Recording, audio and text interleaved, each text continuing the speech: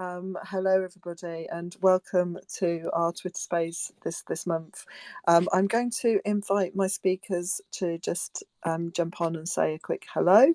And I've already heard a couple of voices, so I know that they're here and they can talk. But let's just do a quick check. Di, do you want to just say hello? Yeah, certainly. Hello. Hi, Diane. Do you want to just say who you are quickly? Yeah, certainly. Hello, my name's Diane, and I work within the Admiral Nurse Academy as their lead for professional development. Thank you so much, Diane, and thank you for joining us this Very evening. welcome. Andrew, do you want to say hello too, please? Hello, everybody. My name's Andrew Edwards. I'm a radio presenter. That's my job, but I'm not here because of that. For 3.5 years, the last 3.5 years of my mum's life, she died last July, I did a weekly audio diary talking as a son about caring for, living with, and dying with somebody with dementia. So that's why I'm here, and very nice to be with you.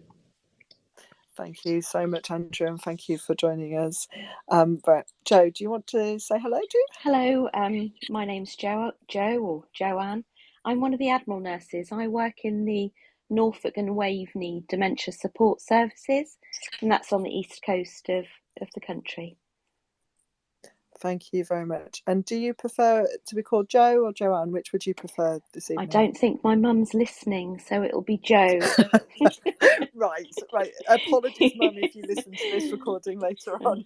So we will call you Jo throughout the evening. Thank you. So thank you all of you for joining us this evening. I'm really looking forward to what I know is going to be a fantastic conversation. As always, the conversations we have as part of our Twitter spaces are always conversations that are ones that we know are going to raise lots of emotions, are going to be interesting to people, but this evening we're actually talking about dying with dementia, and obviously you know that because you've seen the title of the conversation. But I think it's important that obviously that might trigger off all sorts of memories and thoughts and feelings. So I just want to put that out there to remind you that that's the topic of the conversation this evening.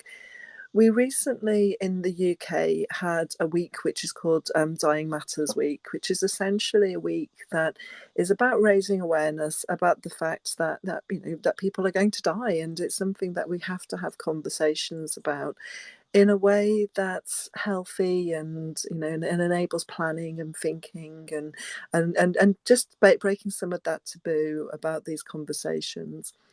When you think about dementia, it's actually fascinating because dementia is classified as one of the leading causes of death in the UK. And actually, if you look worldwide and look at the World Health Organization, it's classified as the 7th most recorded cause of death.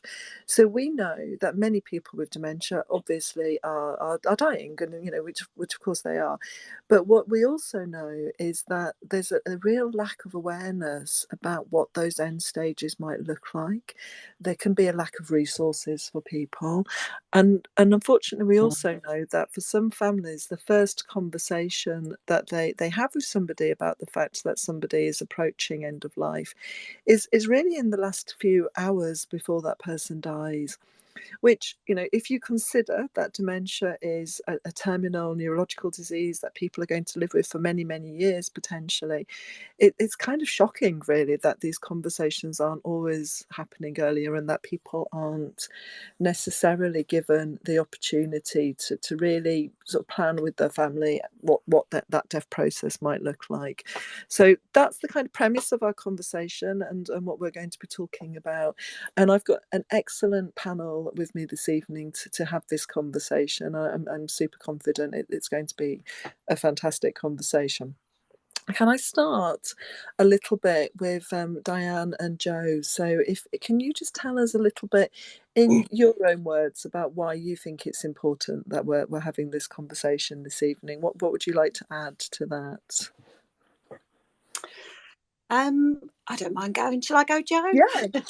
Yeah, I just think having those conversations around end of life care, around dying, are so important. We need to be so transparent. We need to be open and honest, and it really then allows a platform of planning to be built.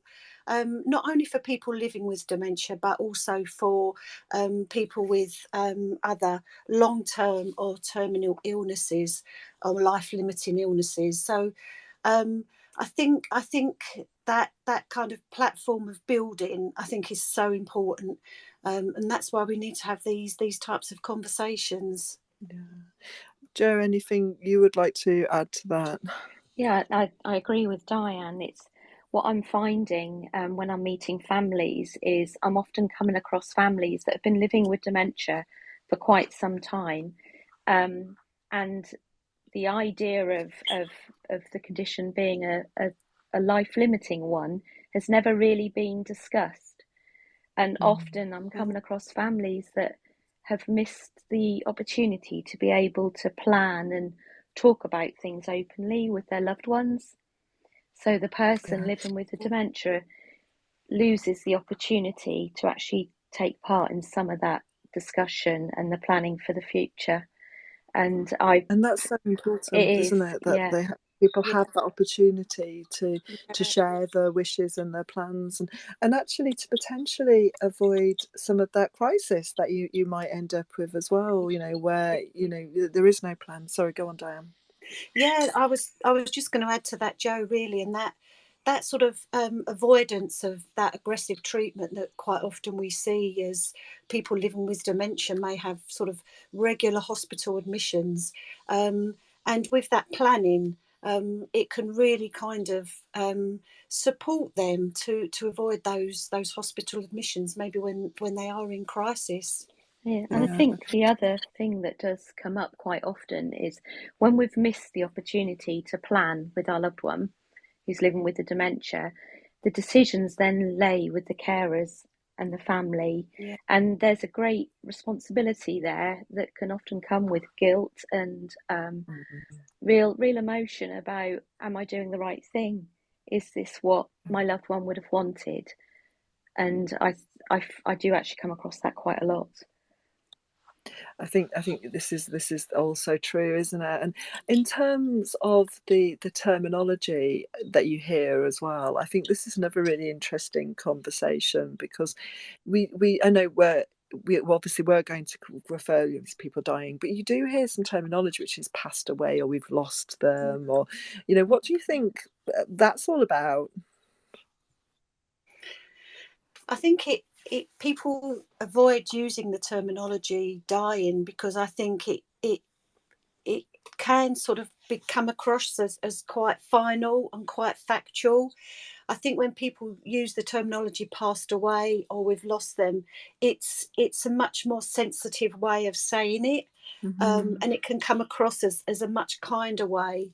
But I think we need to be using the word. We can get lost if we use different types of terminology.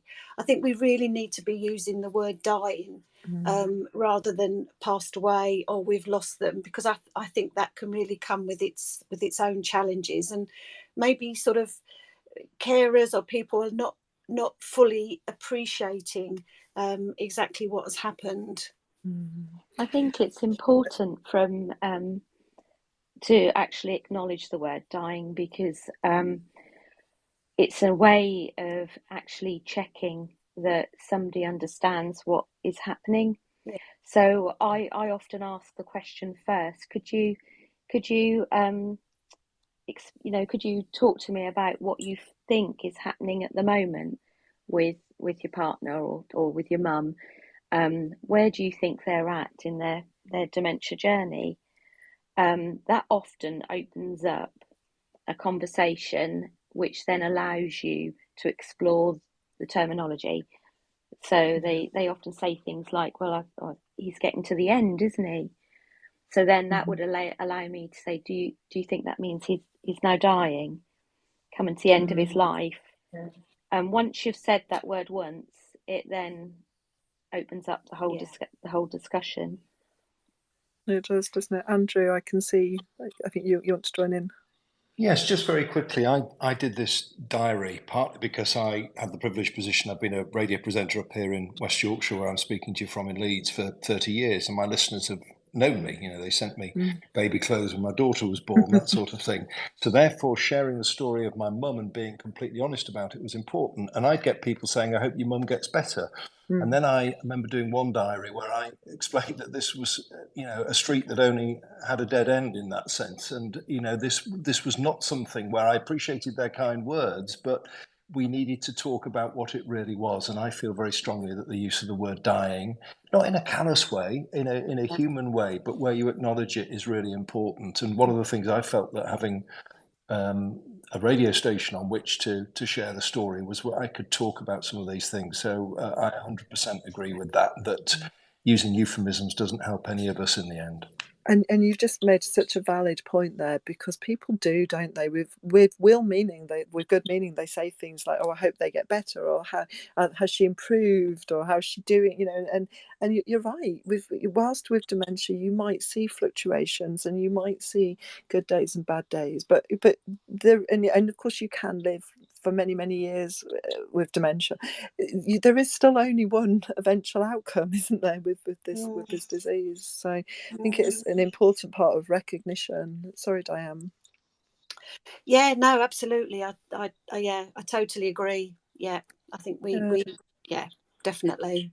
So can I move us a little bit to think about the kind of, for a moment, about the realities of dying? Because as I said right at the start, we know that when people with dementia are dying, they're perhaps not always dying necessarily the way they might want to, or with the right care. Not all the time, but in some cases that they're not. And we know, as I said, the statistics, we know that there's around about 67,000 people a year who are dying as a result or with their dementia. So whereabouts are people with dementia actually dying? Where what do we know about that? And again, I don't mind who answers that question. I think we know that actually a majority of the people are dying in care homes. I think the statistics in 2019 was over 43,000 people dying in care homes, 15,000 in hospital, and 6,800 in their own home. So it's quite a dramatic difference. Yeah. And what is that? Because people are becoming acutely unwell and they're going into an acute hospital, or because they're in care homes because obviously they're in the later stages of dementia? What do you think some of those statistics tell us? I think it often tells us that because of the challenges and the emotional demands that caring for somebody with dementia has, without the correct support and planning put in place, it becomes too overwhelming for one person to care for their loved one at home, which then inevitably ends up in them requiring 24-hour care.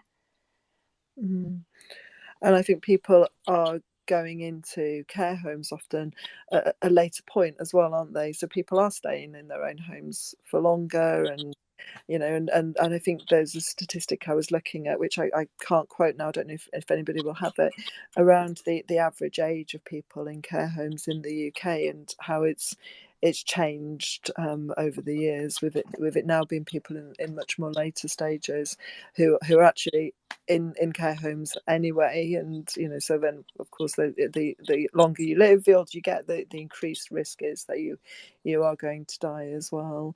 And I suspect people also, oh sorry, go on, did someone just try to speak then? No. If I might just add to that as well. Go. Yes, go. on the back of what you said, Jo, that I think sort of how and where people are dying, I think we are moving in the right direction. And just to kind of elaborate as well on what you were saying, Jo, is that we are looking at an increase in people dying at home and an actual decrease in people dying in the hospital as well. And I think that's the way we want it to be going, and especially for our people who are living with dementia. Yeah, that's absolutely, you're so right there. And I guess there's other things that are going to cause people to die as well, other conditions that somebody might be living with, other potentially life-limiting conditions, and that it also it's about the good management of those conditions as much as possible, isn't it, to keep somebody as healthy as possible in the community, so that they, I mean, I don't mind sharing, my grandma who had dementia, she died of dehydration, which is just baffling to think that that might happen, but she was in a care home, and then in an acute hospital, and wasn't given any hydration while she was in that hospital bed, and and did end up dying of dehydration, which is just kind of staggering to think that that could happen, isn't it? But I think there is sometimes other things that cause that inevitable death of somebody, perhaps, and so it's actually thinking through, how do we manage these things as well as possible. And I think the other thing as well is about recognizing when somebody's in the dying phase, or when they are coming into the end of life, because I don't think, even as healthcare professionals, we don't always necessarily recognize that. So certainly with my grandma and the example I just shared, we were sort of, nobody suggested at all that this might happen, that she was, but actually if we look back now, we can very definitely see that actually she was at end of life anyway as well. So what can you tell us about how can professionals and families recognise that somebody might be in those later stages of their dementia and later stages of life? I think one of the things I try to prepare my families for quite early on when I've met them is the nature of dementia and how that affects people physically and emotionally, but how quite a simple change, as we would see a simple change of something like a urine infection, what kind of impact that may have on somebody living with dementia. So I try to start preparing families that actually that can make quite a significant difference to your loved one, and that you may find that their condition may progress a little bit after each sort of health event. So that can increase awareness for the families of what to expect. And because sometimes when somebody, like you were saying, Vic, with your grandma going into hospital, it's not, or people don't always understand that an event like that could actually impact on that person significantly, and it increases their risk of frailty. So what I mean is, things like reducing their mobility, in their ability to eat and drink, and all these things impact on the person's general health, and that leads to a very a deterioration in their general health. Does that make sense? Have I waffled? Yeah. No, that was a fantastic answer. It really did make sense. I guess anything you would like to also draw people's attention to, Diane? Yeah, I think some of the changes can be really, really subtle over a longer period of time as well. That sometimes it's not always recognised and it's not always picked up. So the sort of the taking to the bed more often, and the person, as Joe said, may not be eating and drinking as much as they used to. They're not able to swallow as well. All of those sort of things, not be able to engage as much as maybe they were a month ago or a couple of days ago, depending on where they are within, obviously, the disease trajectory. So I think things can be really, really subtle, and sometimes that's not always picked up until maybe we're absolutely into that dying phase of the person. Yeah, that makes sense, and I know Andrew's going to share with us his story a little bit in very shortly. So we are going to come to you, Andrew, shortly. But I know probably some of this will be resonating with some of the stuff you're going to talk to us about as well. Can I ask a question? And I know, Joe, you spoke a little bit about this, and sorry, Andrew. No, simply to agree wholeheartedly with that as well. I think the yo-yoing in and out of hospital of my mum, dashes across the motorway. I'm in Leeds. She was in Hull. 13 ambulances outside the back of Hull Royal Infirmary. What each of those admissions did, and how you could try and limit that when it might have been a fall or it might have been a bigger medical issue. My mum had gallstones, blocked bile duct, that sort of thing. The respect form, which I don't know if we'll end up discussing that, but the respect form was very useful to me as well, because it at least meant that I had a piece of paper to brandish when I was sort of talking to people. Seeing mum's yo-yoing, because each time I saw a noticeable decline in her situation. Yes, you had those step changes, and sometimes she did rally a bit, but normally, if I could try and keep her out of hospital, that was such a useful thing to do. But with carers not able to lift people, paramedics being called, it was often when the fire service, who were in Hull, often used if they were free to help falls people, that I felt I was on a safer route, because I'd get a call from a firefighter say, "We'll pick your mum up, she's back in her chair." And I think, oh, thank goodness we avoided another hospital admission. So I think that yo-yoing, I was really nodding along when you were talking about it. Yeah, it's so important when you look back on it, you go, oh yeah, I can see. Can I ask you to tell us a little bit more about the respect form? Because I know we haven't spoken about it yet, but let's have that conversation now. So, well, yes, I didn't know anything about the respect forms until my mum died last July with dementia. She died at home, which was interesting, which was something she dearly wanted, and I fought quite hard to have. But we were lucky; she didn't wander. She was safe in that sense, and she didn't self-mobilise for the end of her life. So she died there. But my dad had a lot of physical conditions, kidney and heart failure. He was blind by the end, and my mum looked after him until he died in 2015. In retrospect, I think her dementia had started then, but she still never once gave him the wrong one of his 13 or 14 or 15 pills he used to take a day, which was astonishing. So the respect form I came across when Dad had an admission to a hospice the summer before he died in September, to give Mum a break. And it meant that I then had spoken at the time with a palliative care consultant in the hospice, and we discussed Dad's needs and what his wishes were. So we'd had the death conversation for him, and he was very open to that. But it then meant when Mum was admitted to Hull Royal Infirmary on one of her repeat visits, they had a wonderful unit where, before you were discharged, you went into a series of prefab buildings behind the hospital where there was somebody who was assessed Mum's mobility. There was an occupational therapist, there was a dementia specialist, there was a whole team of people. And she got then, after one particularly difficult period, I was with her on Christmas Eve and Christmas Day after one of these incidents. She was released just after Christmas. And I ended up with a respect form, which was hugely useful to me, because it expressly described what form of dementia Mum had. It talks about the mixed dementia, the Alzheimer's and the vascular. The consultant had summarised, as much for her colleagues in the medical profession as for me as a son, or for other people, paramedics or the carers. It meant I had spelled out what Mum's situation was. She had one revised, one got lost, and I then raced to get a replacement from the doctors not actually long before she died. But that document was one of the most useful things to me. I had it photocopied, I carried it with me at all times so I could refer to it. I had it scanned into my phone, and it meant if I got a call at work on a Friday afternoon, I had that information to hand.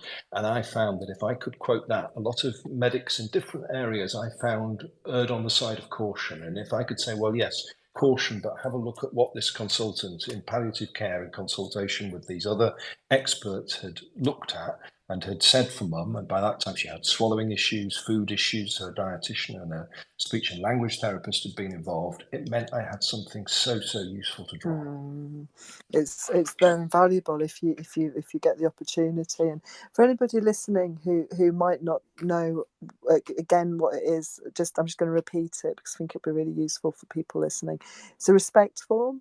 It stands for Recommended Summary Plan for Emergency Care and Treatment. So it's the document, as Andrew's just beautifully described, that allows somebody to put together a summary of their personal recommendations in terms of their clinical care, fusion emergency situations that they might begin, and actually put together a summary of what they would like, and actually what they want people to know about them. It might include things like whether CPR should be admitted, or if someone's heart stops and they stop breathing, all the way through to actually what you would wish for your end stages. So hugely important forms that ideally you should have a conversation with somebody, with a health professional who helps that form be filled out, and then it's stored. And you can go online and find them, and we'll put a link up later for everybody listening, so you can find it. You can have it as an electronic plan or as a paper plan. Can I ask Joe and Diane, have you come across these very much? Have you sort of seen many people with them? I'm a real advocate for trying to put these forms in place in the earlier stages of the dementia, because this is a very important document. It allows the person with dementia and the family to explore what their wishes would be if they were to become unwell, and as their condition progresses to what they would want to happen. What I'm finding in practice is that actually these are considered quite late in the journey. So what happens is the person with dementia doesn't really have the chance to actually participate in those decisions. A respect form should be for anyone that's living with a life-limiting condition, and it is supposed to be a working document.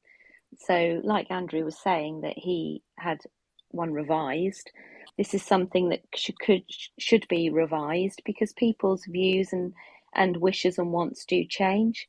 So it is really important. I've been working with families recently. I'm unable to complete them, but I often have the early conversations, and then I speak to the GPs to see if they would complete the forms, because I introduce the idea and it helps plan for the future. And what I'm finding is when people have respect forms in place, like Andrew and his mum, it becomes a lot easier when you do have hospital admissions, when you do have the bigger decisions to make. And again, I don't mind sharing with my father-in-law recently. He was rushed into hospital before Christmas, and luckily he had been able to have the conversation with my husband and his GP about what he wanted before his dementia progressed too far.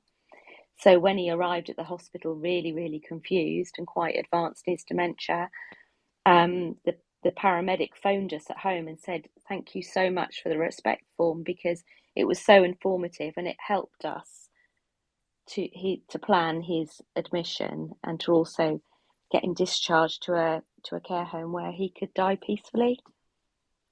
So I'm a real advocate for it. It's so good. And I'm going to just go to you, Diane. Anything you want to add at this point?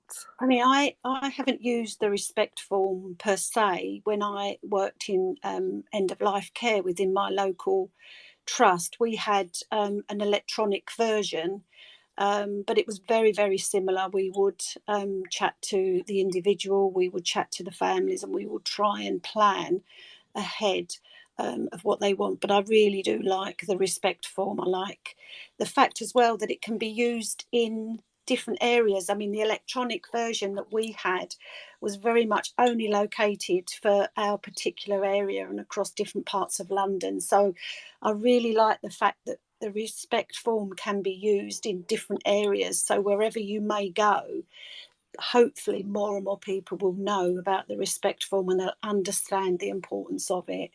So I haven't used it per se. We had something similar, but really like the respect form. Yeah, definitely.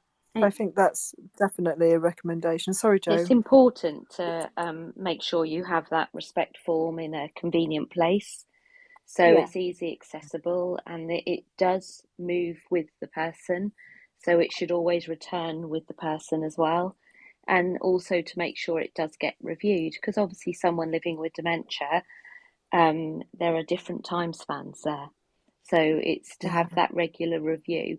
And in some areas where I work, it's advanced practitioners can complete them, and they're countersigned by GPs.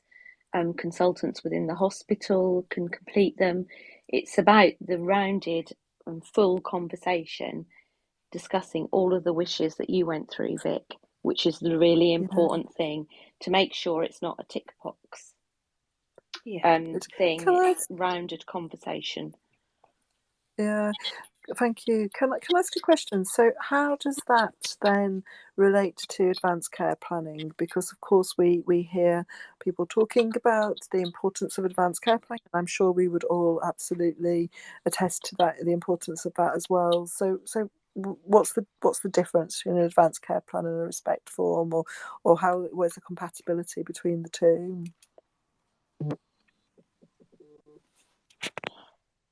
Advanced care plan is a document that I use with my families, and again, it's something I introduce as early as possible. When I introduce it will depend on the family that I meet and what stage they are at in coming to terms with the diagnosis, but it's a way of being able to have those open conversations, to be able to plan for the future with the person with dementia, to be able to explore what their wishes are, what their values are, what they would like to happen to them as they become, more advanced in their dementia.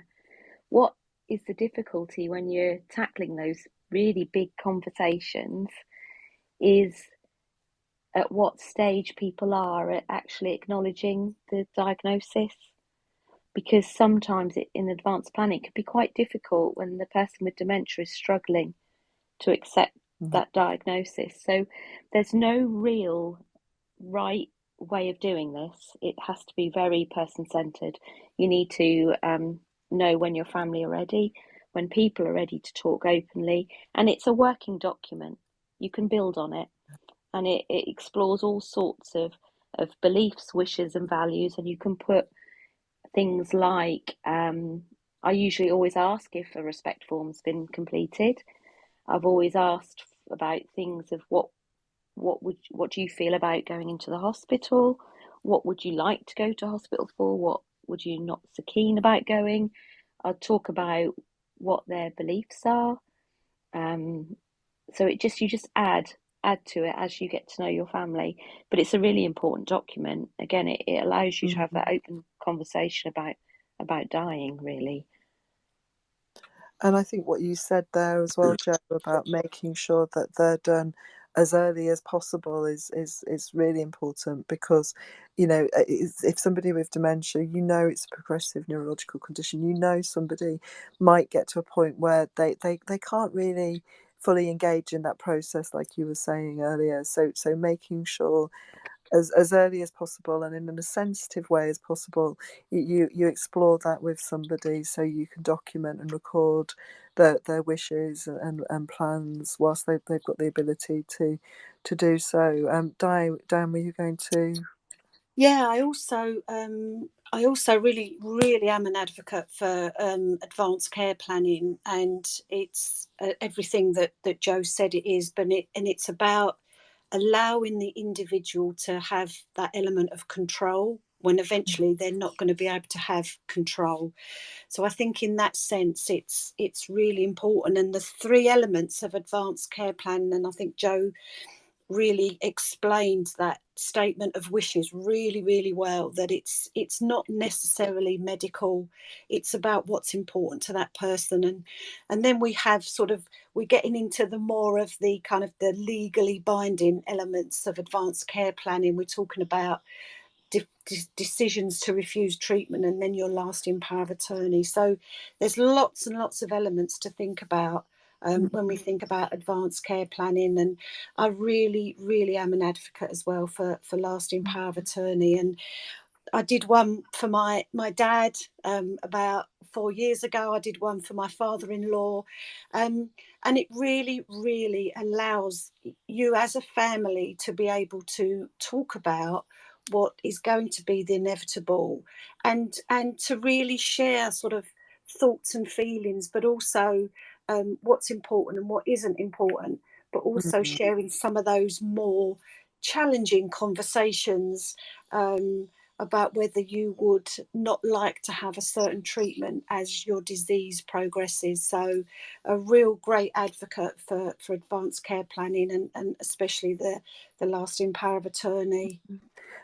And I guess it's important because actually different members in a family might have different ideas about that stage and what's going to happen, who needs to be there, what it might look like. And Andrew, did you want to come in again? Yes, it was just to say, from a family's perspective, I think the way that respect forms are interpreted and used varies hugely. I think they would.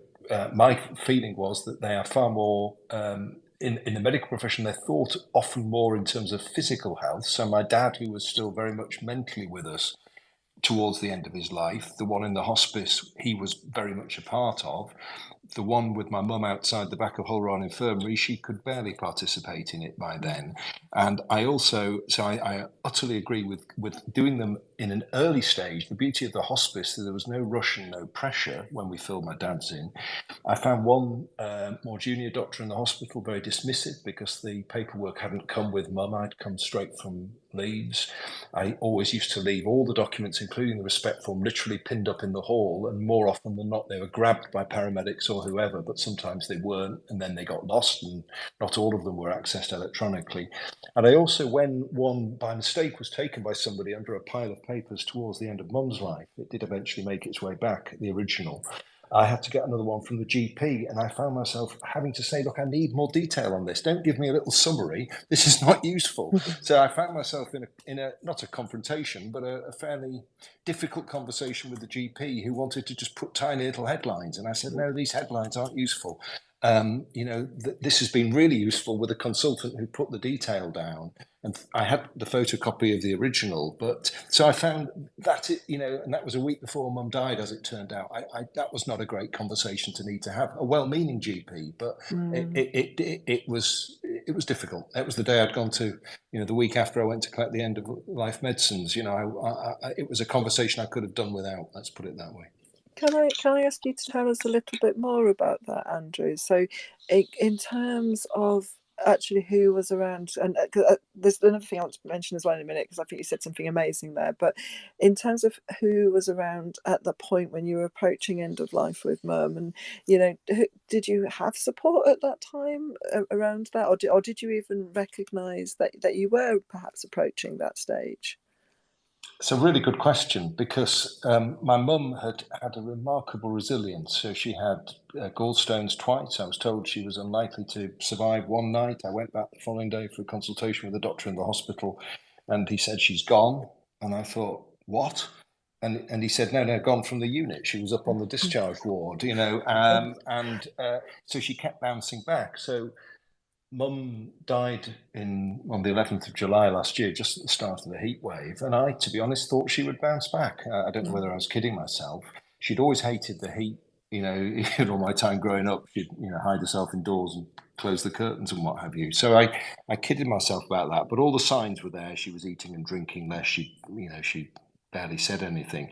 But I'd not had any conversation about end of life with anybody, because until I had to go to the GP for the replacement respect form, and then I then had a home visit from another GP.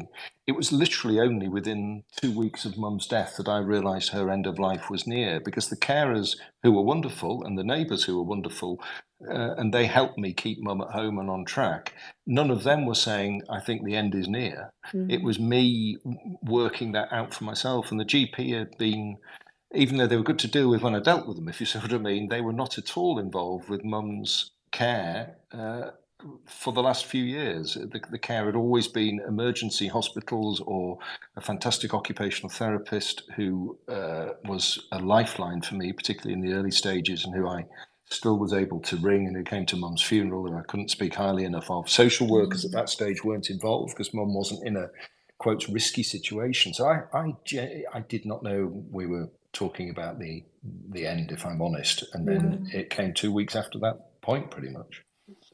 And I think, sorry, I've just, just to add in there, Andrew, and I think, thank you for sharing that. And I think that really just highlights the challenges that our medical colleagues have in recognising that somebody is dying, recognising that they are slowly not eating and drinking, that they are slowly taking themselves to bed. And just to say, there's so many prognostic indicators and tools out there that can really support our colleagues to recognise early on that the individual is deteriorating. And I think you really made that really clear, Andrew, that really only in the last 2 weeks, and you said, oh, I kind of like found that out for myself, when there should have been that conversation with you. Someone should have sat down with you and explained the situation, explained what was happening. So I think you really highlighted it really, really clearly there, Andrew, that again, it comes back to our very first question, Vic, doesn't it? We don't like talking about dying. Even our medical colleagues don't like talking about dying.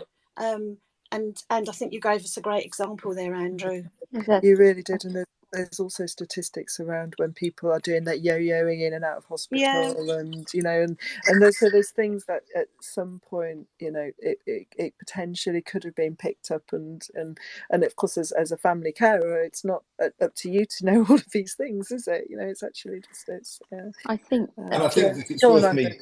Sorry, I think it's worth me pointing out that to give you an illustration of how little I knew the time had come. I mean, the GP who visited had said your mum could last weeks, months, 6 months. So that was 2 weeks before she died. I went to a wedding. I work early shifts at the weekend. I did my normal show, finished at 10 o'clock, went to a wedding in North Yorkshire on the Saturday before Mum died, overnight between the Sunday and Monday. I would not have gone to that wedding, which I, quotes, didn't need in any sense to go to. It was a hot day. I came back out, the phone signal was a bit weak, and I came back to a barrage of messages from carers saying, your mum seems really hot, can we open the windows, etc. And of course I said, yes, absolutely. I then went to work though the following morning. I was still confident that mum was okay, but then speaking to a carer before I left Leeds at 10 o'clock, I thought, this doesn't sound right. So I said I'd go over.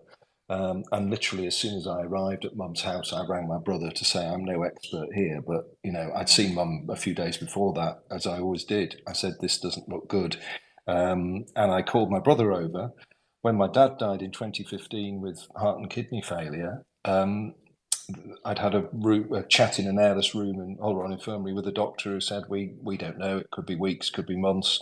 I rang the hospice and said there's no room immediately. I said, well, it probably won't be needed immediately. And I said to my brother, there's no point in coming over. We can't have the cavalry charging in every day. And to my eternal regret, my brother didn't get to be there before Dad died because he'd gone within a couple of hours. So I think I really get that it is so hard to call it. But because, I mean, you said, Diane, I think that, somebody should have been there to talk this through with me. I don't know who that person is, though. The GP wasn't coming regularly because Mum wasn't in crisis. There weren't social workers coming. There weren't OTs coming. There were me, the carers and the neighbours. So I don't... So knowing who that should be, I wasn't blessed with an Admiral nurse. I think that's really difficult, isn't it, Andrew? And that must have been that's really difficult for you. And I think it probably leaves you with a lot of sort of unresolved emotions, doesn't it, like around your brother?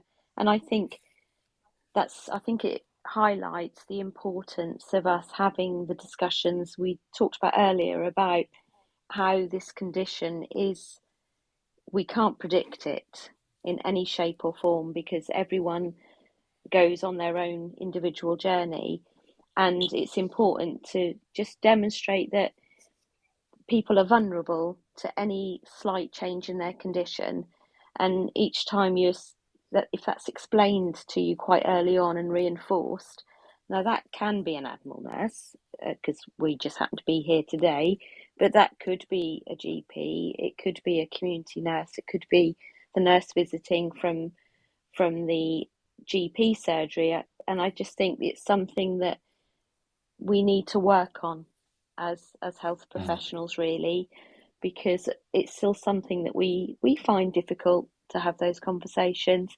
And I've had 2 incidents this week where it's been difficult for myself to have that conversation with a carer because the carer was really struggling to acknowledge what's happening with her husband, even though we've had quite frank conversations, because she's just not ready to accept it yet.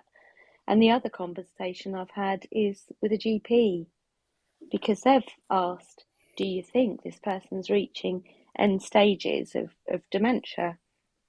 And the indications are there, the indicators are there. The person is distressed, they look uncomfortable, They're not eating and drinking very much anymore. They're not taking their medication. So they are indicators. The lady's lost a lot of weight. She's been in hospital frequently. She is quite elderly. So they're indicators there that she is approaching end of life. But neither that GP or neither of us can say it's going to be today, tomorrow, next week. It's just all you can reinforce is the indicators are there, that it's a possibility. So difficult.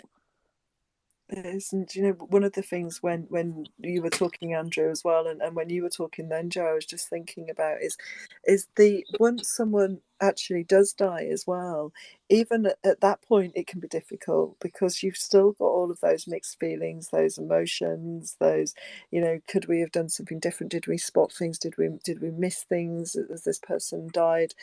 Because of something that we could have prevented, and actually I've worked with many carers and families who really have very mixed feelings when someone they love has actually died with dementia, and again I'm going to talk about my experience, but even with my nan I can remember people saying things like, oh, I'm glad she died before she got too bad, and or at least she's at peace now, and that's actually can be really distressing, can't it?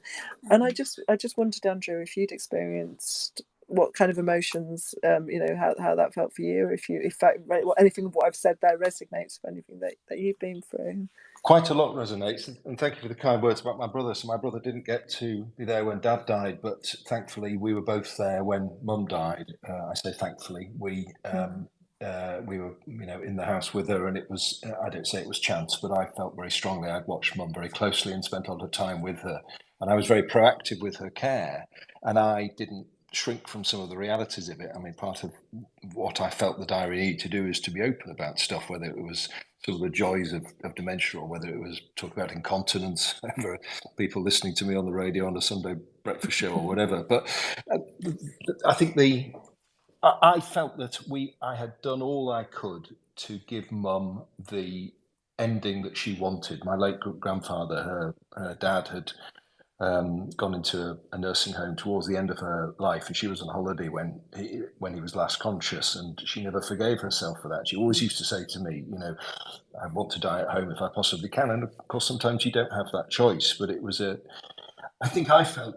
in the end, to answer your question, Vic, that I had done what I could, all I could really, and I think I'd been grieving Mum for years, to be honest, and I think she hadn't. I kidded myself in terms of communication. You realise how much communication is non-verbal with somebody with dementia, and music, trips out. I could still get her by myself, where carers often you needed two. I could still get her out of the house and into her old car, into a wheelchair, and we still did things together. But I'd been grieving Mum, I think, for several years before she died, so that when she died, I think I quite easily made peace with myself because I had seen her most weeks, 2 days a week on a normal week, more often than that when it wasn't there. I think my brother probably found that harder in some ways, and I think grief is a very difficult thing to anticipate as well, just as it's hard to know when somebody's going to die and how they're going to die. I think how you in turn react to your own grief is very different. And I found I'm just about subject to contract to sell Mum's house, but I found the process quite cathartic of clearing her house, spending time in there, seeing the little notes she wrote, knowing that I'd be doing that, saying this box contains whatever. So I think the grieving and the coping with it and being at peace with myself. Mum's first birthday since she hasn't been here was in April. The first anniversary of her death will be the 11th of July. And those are landmarks, aren't they? But I feel really quite at peace. And I didn't want to sound, I'm sorry if I sound a little angry about things. I don't blame any individuals about some of the things that happened. I actually felt Mum had, in the great scheme of things, a pretty good death in her own home with her sons there, with support, which I was pleased with. It took a lot of gluing together at times, and I worked very hard on that. And I was lucky that working at weekends meant I had time in the week to call people, to meet social workers and whatever. But it's sometimes difficult. I was in Leeds. It was very hard to know if a district nurse was coming to do a dressing for Mum or whatever, which at times she needed. to have that chat with me, I wasn't there to have that chat with.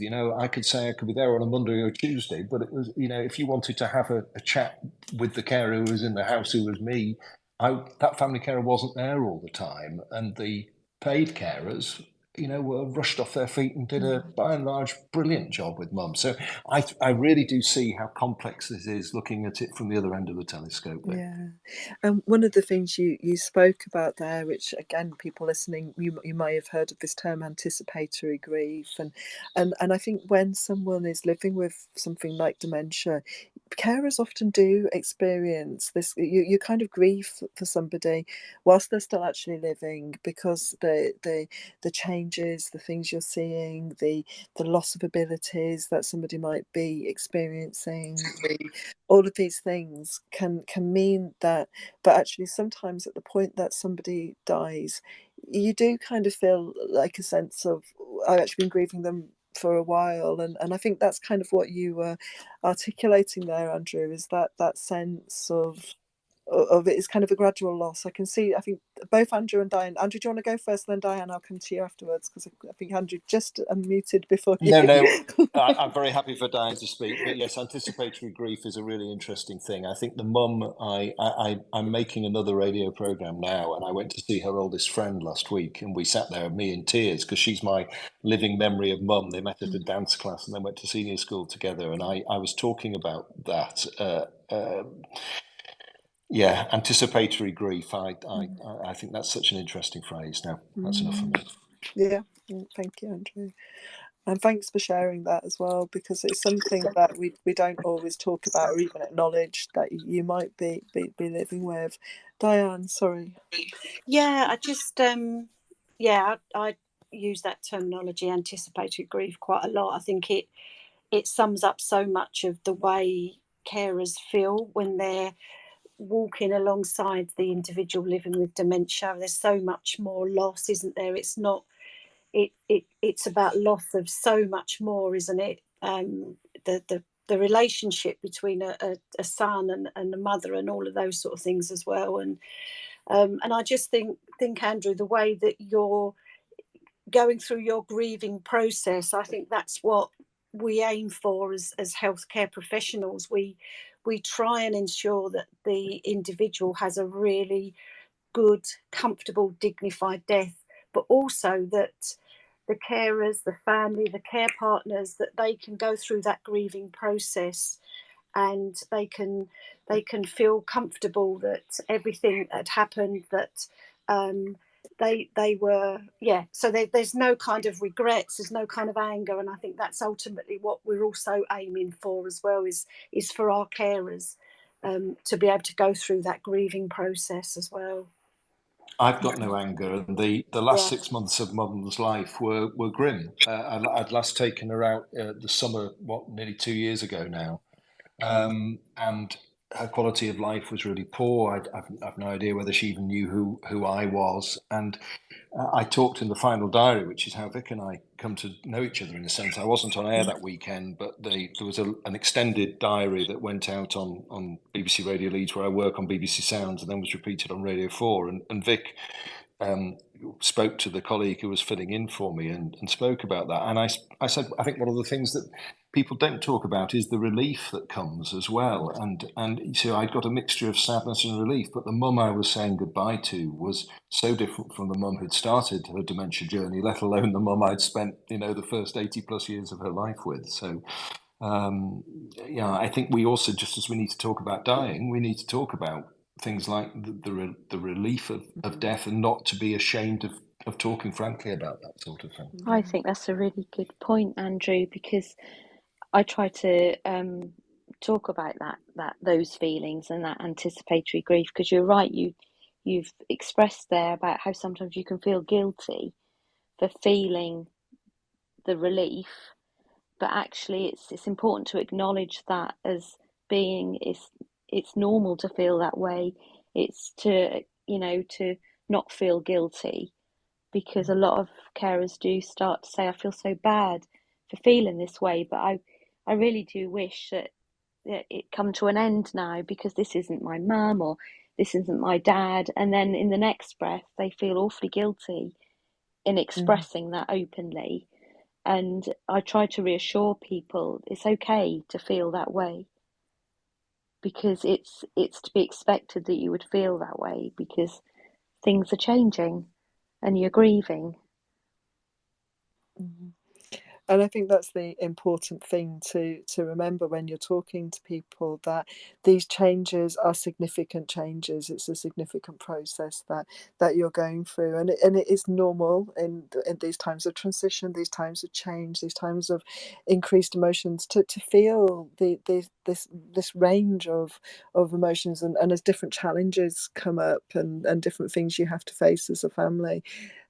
To really oscillate sometimes between those feelings. And as I saw it in my family, we had exactly the same thing. With some people being mortified at people saying, actually, I'm glad that they're at peace now, or they're no longer, they're not distressed because they've had such a difficult time in the run up to their death. So I think it kind of further complicates it a little bit, doesn't it?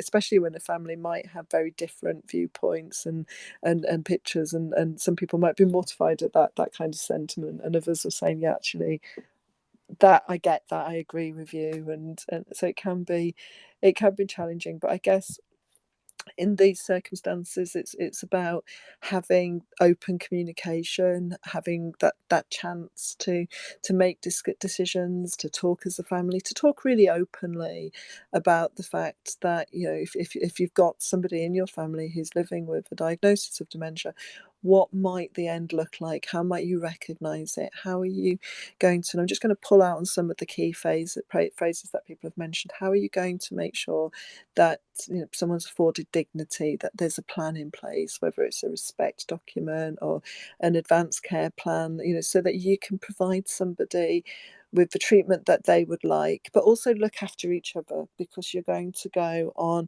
potentially an emotional roller coaster as you approach those kind of later stages. So how can you, as a family, communicate with each other, and also then communicate with professionals? And somebody has made a comment, it was Bridget actually had made a comment, which I've shared up in the nest, that sometimes people panic as well. You might have an advanced care plan or respect form, but if you get an ambulance driver or somebody else who panics and wants to whisk somebody into hospital, how are you going to navigate that? And I think these are the important things that, as much as possible, to just have a think about beforehand, so that if you're faced with that scenario, you're able to kind of know what you're going to do.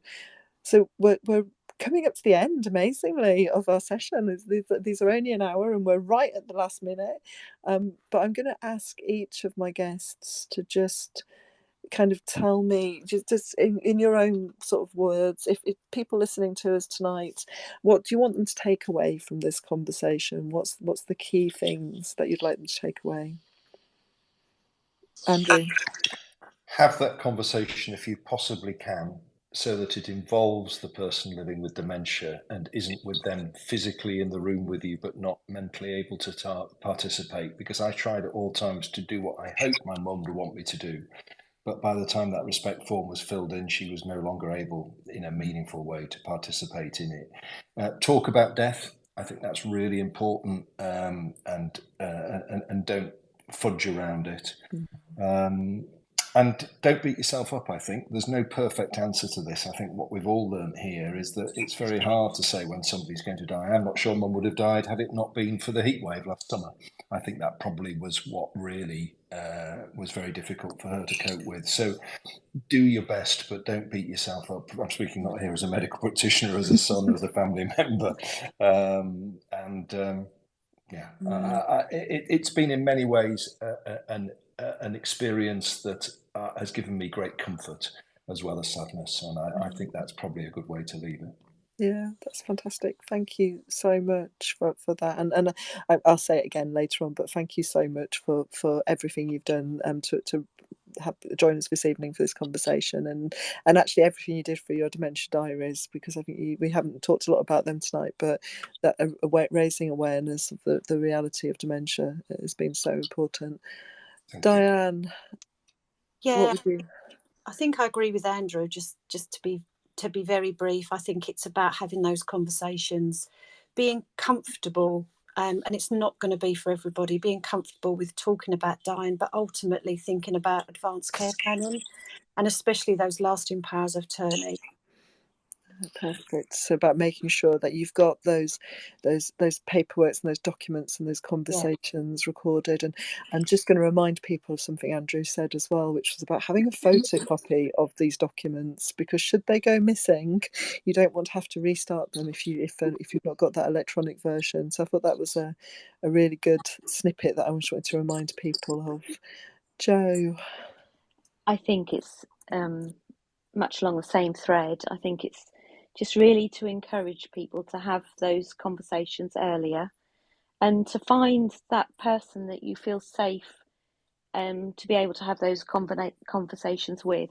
So find someone, a health professional that you have that relationship with. Now that can be a GP, it can be an Admiral nurse, it could be a community nurse, it could be a practice nurse.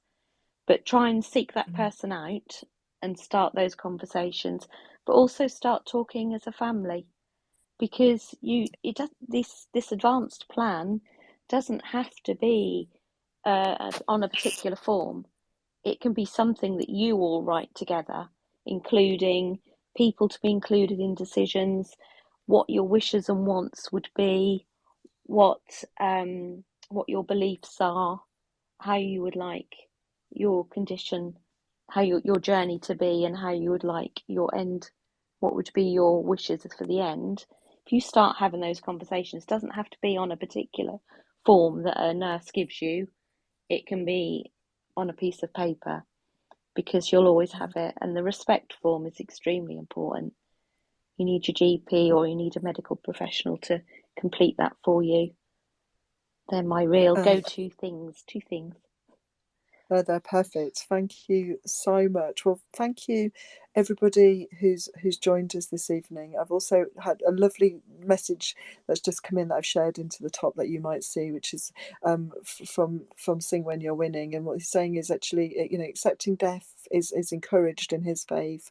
Nobody gets away from it, and it comes to us all. So on that basis, you need to plan every day to rejoice the opportunities to live life and take each moment as precious and make it as good as it can be for you and your loved ones, which I think is just a fantastic message we all need to carry with us as well as we go forward.